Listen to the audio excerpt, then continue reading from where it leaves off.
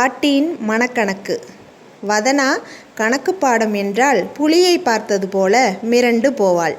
மற்ற எல்லா பாடங்களிலும் முதல் மதிப்பெண்களை எடுப்பாள். ஆனால் கணக்கு பாடத்தில் மட்டும் தேர்ச்சி அடைந்தால் போதும் என்ற நிலைதான். ஆசிரியை கூட வதனாவிடம் அடிக்கடி சொல்லுவார், வதனா, எல்லா பாடத்திலும் நீதான் முதல் மதிப்பெண், ஆனால் கணக்கு பாடத்தில் மட்டும் குறைவான மதிப்பெண் எடுக்கிற. கணக்கு பாடத்திலும் நீ முதல் மதிப்பெண் எடுத்தா நீதான் வகுப்பில் முதல் மாணவி. ஆசிரியை சொல்ல முழிப்பாள் வதனா. வகுப்பில் முதல் மாணவியாக வரவேண்டும் என்று இவளுக்கும் ஆசைதான். ஆனால் கணக்கு பாடம்தான் காலை வாரி விட்டு விடுகிறதே. தேர்வு நடந்து கொண்டிருந்தது. நாளை கணக்கு பரீட்சை. புத்தகத்தை விரித்து வைத்தபடி புலம்பிக் கொண்டிருந்தாள் வதனா. அப்பா கூப்பிட்டார். வதனா, இங்கே வா என்றார். என்னப்பா என்றபடி அவர் அருகில் சென்றாள் வதனா. வதனா, இந்த மாசத்து வரவு செலவெல்லாம் இந்த நோட்டில் இருக்கு, இதை கூட்டி சரிபாரு என்றார். அப்பாவிடமிருந்து நோட்டை வாங்கி கொண்டவள் அம்மா அம்மா என்று கூப்பிட்டாள்.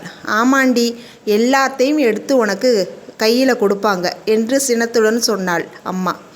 அப்பா கேட்டார், கால்குலேட்டர் உனக்கு எதுக்கு? கணக்கு பார்க்கத்தான் திணறினாள் வதனா. கால்குலேட்டர் எடுத்து எனக்கு கணக்கு போட தெரியாதா? ஓங்கிட்ட ஏன் போட சொல்கிறேன் என்றார் அப்பா முறைத்தபடி. வதனா பேனாவை எடுத்துக்கொண்டு உட்கார்ந்து விட்டாள். அரை மணி நேரமாகியும் அவளால் கணக்கை சரியாக எழுதி முடிக்கவில்லை. என்ன, முடிஞ்சிடுச்சா என்று அப்பா கேட்டார். இதோ முடிஞ்சிடுச்சுப்பா என்றவளுக்கு வியர்க்க தொடங்கி விட்டது. இன்னும் 1/4 மணி நேரம் ஆனது. இந்த கணக்கை பார்க்க இவ்வளவு நேரமா? அப்பா அதட்டினார். வதனா ஒன்றும் பேசவில்லை. விட்டால் அழுதுவிடும் நிலையில் இருந்தாள். இவற்றையெல்லாம் தூரத்தில் இருந்து பாட்டி பார்த்து கொண்டிருந்தாள். வதனாவின் அருகில் சென்று அமர்ந்தாள். வதனாவை தடவி கொடுத்தாள். வதனா, பாட்டிக்கிட்ட என்னென்ன தொகைன்னு சொல்லு, பாட்டி நொடியில் மொத்த தொகையை சொல்லிடுறேன் என்றாள். வதனா சொல்ல ஆரம்பித்தாள். 500. சரி, 500. 700. 500ம் 700ம் 1200. மேலே சொல்ல. இப்படி வதனா சொல்ல சொல்ல 5 நிமிடத்தில் பாட்டி மொத்த தொகையை சொல்லிவிட்டாள். வதனாவிற்கு ஆச்சரியமாக போய்விட்டது. அப்பா வதனாவை முறைத்தபடி சொன்னார். பார்த்தியா, நீ 1 மணி நேரமாக உன்னால் சரியால் சொல்ல முடியல. உன்னோட பாட்டி வாய்க்கணக்காகவே 5 நிமிஷத்தில் சரியாக சொல்லிட்டாங்க. கேளு உன்னோட பாட்டி என்ன படிச்சிருக்காங்கன்னு என்றார். பாட்டி, நீங்கள் எத்தனாவது படிச்சிருக்கீங்க என்றாள். நானா? படித்தேனா? பள்ளிக்கூடம் பக்கம் கூட போனது இல்லை என்று பாட்டி பொக்கை வாயை திறந்து சிரித்தாள். அப்பா மறுபடியும் சினந்தார். பள்ளிக்கூடம் பக்கமே போகாத பாட்டியால் வேகமாக கணக்கு போட முடியுது. உன்னை போல படித்த பசங்களால் முடியலை. நீ மட்டும் இல்லை, இன்னைக்கு MA MPAன்னு படித்தவங்க கூட கால்குலேட்டர் இல்லாமல் கணக்கு போட மாட்டேங்கிறான். ஏன்னா அவனுக்கு கால்குலேட்டர் இல்லாமல் கணக்கு போட தெரியாது என்றார். அப்பா வெளியில் கிளம்பி சென்றதும் வதனா பாட்டியின் அருகில் ஓடி வந்தாள். எப்படி பாட்டி, பள்ளிக்கூடமே போகாமல் உன்னால் கணக்கு போட முடியுது என்று கேட்டாள். அடி போடி போக்கத்தவளே, இப்போ மாதிரி அப்பாவெல்லாம் எங்கேடி நிறைய பள்ளிக்கூடம் இருந்துச்சா? பெரிய பெரிய ஊர்க்காரில் 1-2 திண்ணை பள்ளிக்கூடங்கள் இருக்கும். நாங்கள் கிராமத்தில் பிறந்து வளர்ந்தவங்க. எங்கள் கிராமங்கள் பள்ளிக்கூட வாசனையே கிடையாது என்றாள் பாட்டி. பிறகு எப்படி பாட்டி அப்படி என்றாள் வதனா. கிராமங்களில் பிள்ளைகளுக்கு கணக்கு வழக்கு புரியணும்னு பல கணக்கு விளையாட்டுகளை வழக்கத்தில் வச்சுருந்தாங்க. கணக்கு விளையாட்டா? ஆமாம்மா, தாயக்கட்டம், பல்லாங்குழி, சொட்டான்கல், இப்படி பல விளையாட்டுகளை சிறுவர் சிறுமிகள் விளையாடுவோம். தாயக்கட்டம் விளையாடும்போது 6 சோழிகளை உருட்டிவிட்டு 12 வரை எண்களை வச்சு விளையாடுவோம். இதில் தாயம், அதாவது 1, 5, 6, 12 விழுந்தால் மறுபடியும் விருத்தம் போடலாம். அப்போ இந்த தொகையெல்லாம் கூட்டிக்கிட்டே போவோம். சில சமயங்களில் விருத்தம் 100 எண்ணிக்கை வரையும் கூடி போகும். இதன் மூலமாக கணக்கு எங்களுக்கு பதியும் என்று பாட்டி நிறுத்தினாள். பல்லாங்குழி? வதனா கேட்டாள். பல்லாங்குழி விளையாட்டில் எதிரெதிரே 6 சதுர 12 குழிகள் இருக்கும். குழிக்கு 5 முத்து போட்டிருப்போம். முத்துன்னா புளியங்கொட்டை, நல்ல உருண்டைக்கல் போன்றவை. பின்ன ஏன் முத்துன்னு சொன்னாங்க? பழைய காலங்களில் வசதியான வீட்டு பெண்கள் பல்லாங்குழி விளையாடுறப்ப நவரத்தினங்களை வச்சு விளையாடுவாங்க. பொதுவாக பல்லாங்குழி பலகைகள் கருமை நிறமாக இருக்கும். நவரத்தினங்களில் முத்து வெண்மையாக இருக்கும். கருமை நிற பலகை குழிகளில் வெண்மையான முத்துக்கள் இருந்தால் பளீர்னு இருக்கும். அதனால் பெரும்பாலும் முத்துக்களை வச்சு விளையாட ஆரம்பித்தாங்க.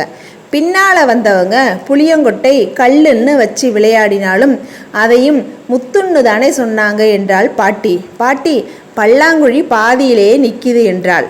பல்லாங்குழி விளையாடுறப்ப முத்துக்களை எண்ணிக்கிட்டே ஒவ்வொரு குழியாக போட்டுக்கிட்டே வருவோம். அது எங்களுக்கு கணக்கு எண்ணிக்கை பயிற்சியாக அமைஞ்சிச்சு. பாட்டி, சொட்டாங்கல்? ஆமாம், சொட்டாங்கல் நல்ல உருண்டை கல்களை எடுத்துக்கிட்டு 1 2 3ன்னு மேலே தூக்கி போட்டு உள்ளங்கையிலையும் புறங்கையிலையும் பிடிச்சு விளையாடுவோம். பாட்டி, இவ்வளவு தானா? இன்னும் கணக்கு விளையாட்டு இருக்கா? இருக்கே. திருவிழா காலங்களில் இரவு முழிப்புக்கு பரமபதம்னு ஒரு விளையாட்டு விளையாடுவோம். அதுவும் தாயம் போல சோழி உருட்டி விளையாடுவது தான். எல்லா கணக்கு விளையாட்டுமே ஆணும் பெண்ணும் சிறு பிள்ளையாக இருக்கும்போது விளையாடி கணக்கு போட கற்றுக்குவாங்க. அப்படித்தானே? சரியாக சொன்ன வதனா.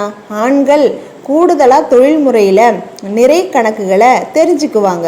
உதாரணமாக, அந்த காலங்களில் ஆண்கள் ஆடு மந்தைகள் மாடு மந்தைகள் மந்தையாய் இருக்கும்.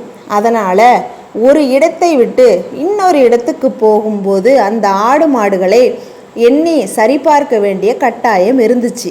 அதன் மூலமாக அவங்க கணக்கு பாடத்தை தொடர்ந்து கற்றுக்கிட்டாங்க என்று பாட்டி சொல்லி முடித்தாள். வதனா பரவசமாய் பாட்டி சொன்னதையெல்லாம் கேட்டபடி அமர்ந்திருந்தாள். பாட்டி கேட்டாள், என்ன கணக்கு பாடம் படிக்கலையா வதனா? இல்லை பாட்டி, எனக்கு போர் அடிக்குது. வதனா, அந்த காலங்களில் விளையாட்டு மூலமாக உங்களுக்கு கணக்குகள் சொல்லி தந்ததில் எளிதாக புரிஞ்சிக்கலாம். அதே போல் கணக்கு ஆசிரியைகள் உங்களுக்கு உற்சாகமாக கணக்கு பாடம் சொல்லித்தரணும். நீங்களும் உற்சாகமாக கற்றுக்க தயாராகணும். அப்போதான் கணக்கு எளிதில் புரியும். இல்லைன்னா இப்படித்தான் சிரமப்படணும் என்றாள் பாட்டி. வதனா அமைதியாக இருந்தாள். பாட்டி மறுபடியும் சொன்னாள், இங்கே பாருமா, எனக்கு பிடிக்கலை. எனக்கு இந்த பாடம் வராதுன்னு நினச்சிக்கிட்டே இருந்தால் நிச்சயமாக உன்னால் கணக்கு பாடத்தில் ஜெயிக்க முடியாது. மற்ற பாடங்களைப் போல கணக்கு பாடத்திலையும் நீ மனசு வை, உனக்கு எளிதில் புரியும் என்ற பாட்டி நிறுத்தி ஒரு கேள்வியை கேட்டாள். வதனா, எல்லா பாடங்களையும் விட கணக்கு பாடம்தான் ஈஸின்னு உனக்கு தெரியுமா என்று கேட்டாள். பாட்டியை ஆச்சரியமாக பார்த்த வதனா, என்ன பாட்டி சொல்கிறீங்க என்று கேட்டாள். பாட்டி சொன்னாள், எல்லா பாடத்திலையும் முதல் மதிப்பெண்ணுனா 98 இல்லைன்னா 99 மதிப்பெண்ணு தானே வரையறுப்பாங்க இல்லையா? ஆனால் கணக்கு பாடத்தில் மட்டும் முழுசாக 100 மதிப்பெண் போடுறாங்க. எதனால்? கணக்கு பாடம் லேசானதுங்கிறதுனால தான் என்றாள். வதனாவுக்கு புத்தி தெளிந்தது. பாட்டி, கூடிய சீக்கிரம் நான் கணக்கு பாடத்தில் 100க்கு 100 வாங்கி காட்டுறேன் பாரு என்றாள். இந்த வீடியோ பிடிச்சிருந்தா லைக் பண்ணுங்கள், ஷேர் பண்ணுங்கள், கமெண்ட் பண்ணுங்கள், சப்ஸ்கிரைப் பண்ணுங்கள்.